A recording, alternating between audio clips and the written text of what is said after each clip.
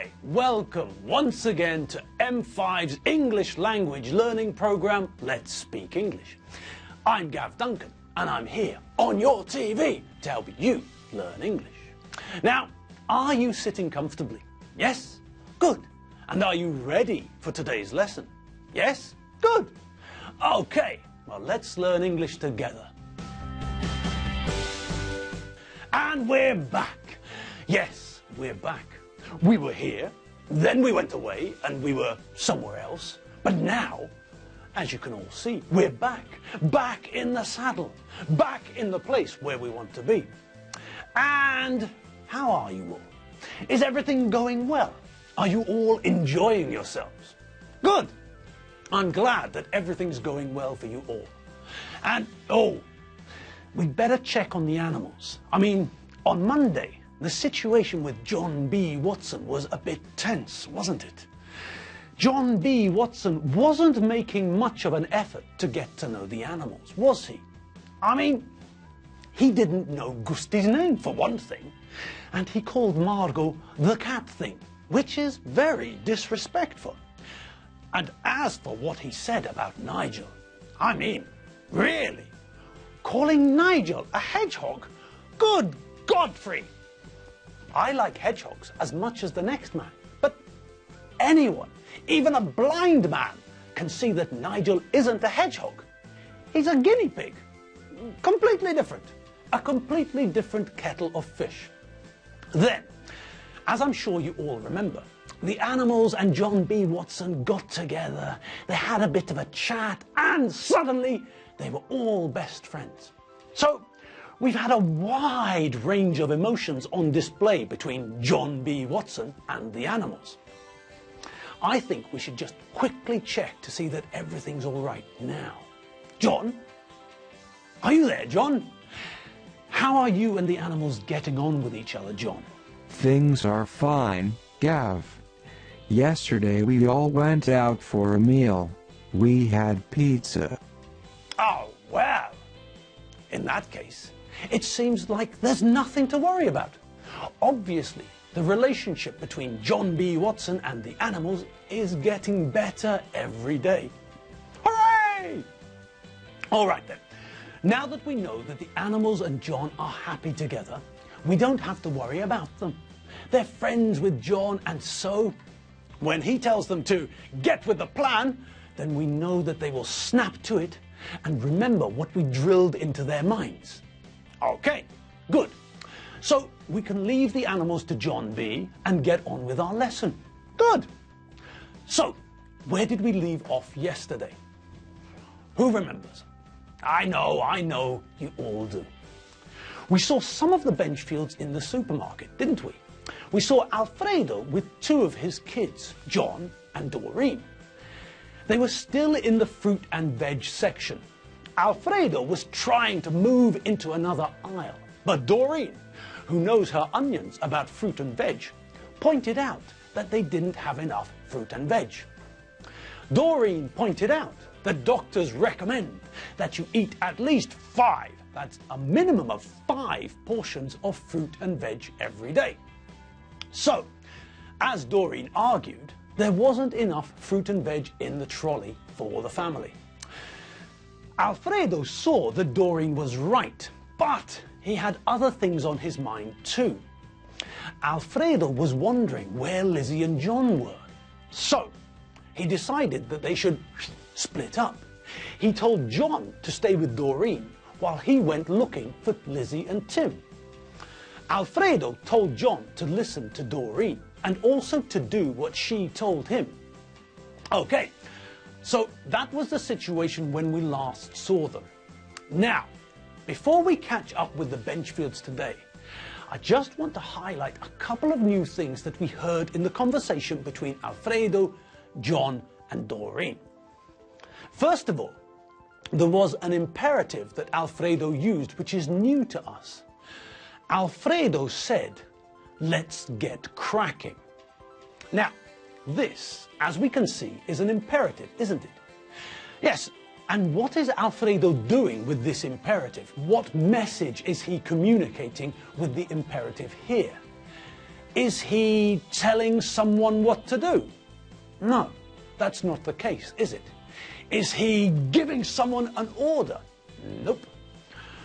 What's the word at the front of the sentence? Let's, short for let us. And when do we use let's with the bare infinitive? When do we use this structure? Correctamundo. We use let's plus the bare infinitive when we're using the imperative form to make a suggestion to a group. When we're not ordering people to do something, when we're not telling people what to do, when we're not commanding people to do things, but when we're making a suggestion, when we're suggesting to a group of people what we think is a good idea. So that's what's happening here too. Alfredo is using the imperative, but he's not ordering, telling or commanding John and Doreen, but suggesting something to them. And what is he suggesting? Well, there's a new verb there, isn't there? Alfredo's suggesting that they get cracking. Any ideas? Yes. If we think about the situation we saw them in, it's clear, isn't it? Alfredo was suggesting that they get cracking, that they start moving, start acting quickly. Alfredo wants to hurry up, so he's suggesting that they get cracking. He doesn't want them to stand around like zombies, waiting for another 20 minutes before they do anything. No, he wants them to get cracking. Don't be slow like a zombie. Sean? I'm sure Jill and Derek live round here.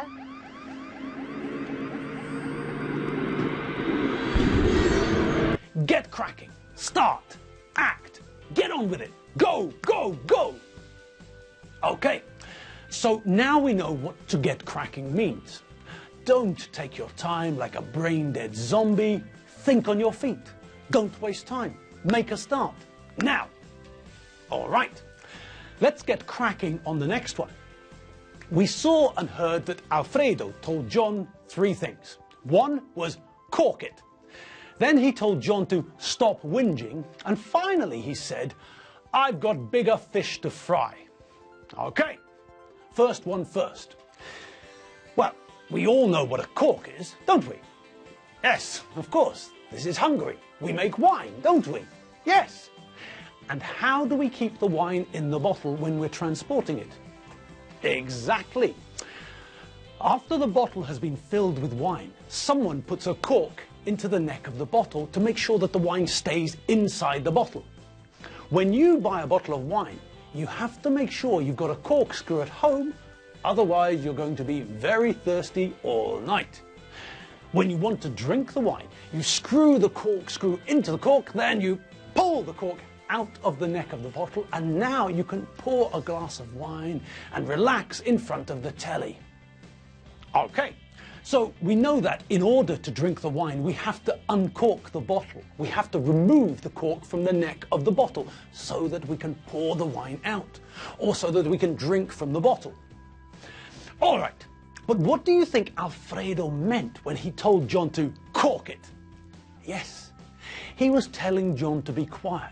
He was using the imperative to tell John to shut up, to be quiet, to button his lip, to stop talking, to say no more, to put a sock in it, to cork it. John was starting to complain, and Alfredo didn't want to listen. Alfredo wanted them to get cracking, so action first, conversation later. He told John to cork it, to shut up. Great. And what was the other thing that Alfredo said to John? He told him to stop whinging, didn't he? He said, cork it, John. This is not the time for whinging and complaining. Help your sister. I've got bigger fish to fry. And what do you think he meant? That's right. Whinging is a synonym for complaining. So Alfredo was just telling John to stop complaining. He used 2 words, 2 synonyms, in the same sentence. That's all. But what about the end of the sentence? Alfredo's got bigger fish to fry. Well, this just means that Alfredo's got more important things to do. He doesn't have time to waste on silly little problems like John whinging and complaining. No, Alfredo's got things to do. Important things. Alfredo's got bigger fish to fry. And we too have got bigger fish to fry. So we're not going to waste time listening to John's whinging, and we're not going to watch Doreen filling up the trolley with fruit and veg. No. We've got bigger fish to fry. We're going to find Lizzie and Tim. Come on, Tim. Keep up. All right. I'm coming. I don't know why you're moving so slowly. The faster we find Dad and the others, the faster we finish the shopping. And the faster we finish the shopping, the faster we go home. Tim, are you paying attention? What? I asked if you were paying attention. Paying attention? To what? To what I'm saying. Yes, of course. Yes. We should get some bread. That's a good idea. Bread? Bread? What are you talking about, Tim? Didn't you just say something about bread? No, Tim, I didn't. What are you talking about? What's wrong with you? Nothing. Don't worry about it. I'm fine. You're not fine. There's something fishy going on. I can feel it. Is this connected to Eddie Finn? What? No. Is what connected to Eddie? No, nothing. I don't know what you're talking about. Leave me alone. All right. Calm down, for God's sake. But there's something fishy going on. Mark my words. Well. Something fishy's definitely going on, isn't it? Lizzie's convinced that something fishy is going on, and I'm starting to think that she's absolutely right. There is something fishy going on. I don't know what it is, but Lizzie suspects that it's connected to Eddie Finn. Lizzie's suspicious of Eddie Finn. She doesn't trust him, and she suspects, that is, she thinks, that he's involved in whatever fishy business Tim's mixed up in. She's suspicious of Eddie Finn. She thinks that he can't be trusted. He's not on the level. He's dishonest. He's not above board. He's not fair and square. She thinks that there's something shady about Eddie Finn. He's dodgy. Now, we know what the adjective suspicious means. If we're suspicious, it means that we're not trusting. We think that there's something wrong. If I think that someone is suspicious, then I think that that person is not 100% honest. I wouldn't trust what a suspicious person tells me. If you are a suspicious person and you tell me that today is Wednesday, then I'll check my calendar just to make sure. Now, the verb we often see used with this idea is the verb to suspect. The police suspect that Mr. Big is a criminal, for example. But the verb to suspect is often used in more innocent sentences too. The verb to suspect is often used as a synonym for think. So we can use this verb in two ways. The first way, the innocent way, is when we use it as a synonym for think. I think this, but I might be wrong.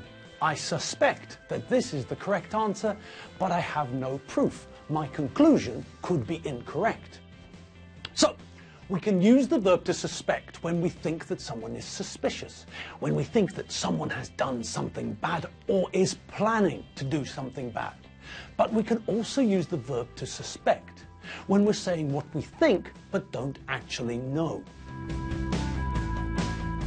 All right, and we'll have to pick up the threads next time. Yes, that's right, we're out of time. Our time for the day has come to an end, and it's time for us to turn off the camera and the bright lights. It's time for us to go home. So all that's left is for me to wish you a great afternoon and evening.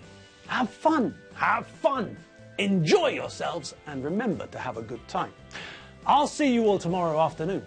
Enjoy yourselves, and if you need some more English, or if you want to check out the vocabulary, the most important vocabulary from our lessons, then pop over to www.m5tv.hu.